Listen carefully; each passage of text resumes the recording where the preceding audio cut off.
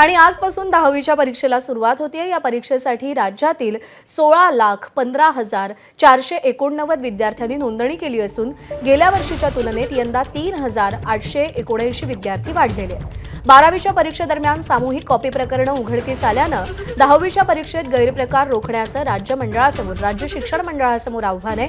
त्यामुळे यंदा 5,111 केंद्रांवरती परीक्षा होणार आहे। परीक्षेसाठी 271 भरारी पथकं नियुक्त करण्यात आलेली आहेत। दादरच्या बालमोहन विद्यामंदिर परीक्षा केंद्रावरून याचा आढावा घेतलाय आमचे प्रतिनिधी वेदांत नेबी यांनी।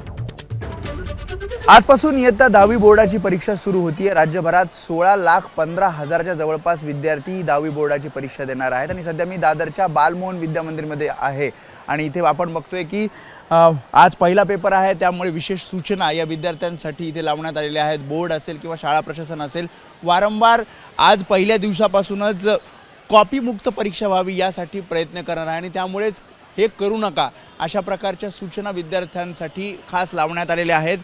इथे आपण विद्यार्थी बघतोय। आज पहिला पेपर मराठीचा पेपर आहे आणि त्यामुळे अगदी आता आतमध्ये जायचे परीक्षेला।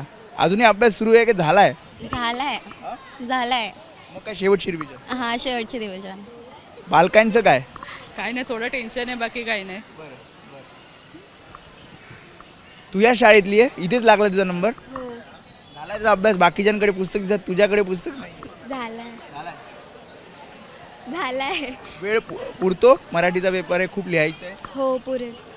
पूर्णपणे तपासणी केली जाईल जेणेकरून कुठलीही कॉपीचा गैरप्रकार हा घडू नये आणि 271 भरारी पथकं राज्यभरात आपल्याला पाहायला मिळतील जेणेकरून कॉपी मुक्त परीक्षा ही व्हावी। कारण आपण बघते 12वी बोर्डाची परीक्षा सुरू झाली आहे, काही ठिकाणी सामूहिक कॉपीचे प्रकरण समोर येतात आणि त्यामुळे 10वी बोर्ड परीक्षेमध्ये अशा प्रकारचा गैरप्रकार होऊ नये यासाठी पूर्ण दक्षता बोर्ड त्यासोबतच त्या ठिकाणच्या शाळा प्रशासन घेताना पाहायला मिळतात।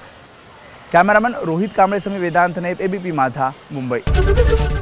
एबीपी माझा, उघडा डोळे बघा नीट।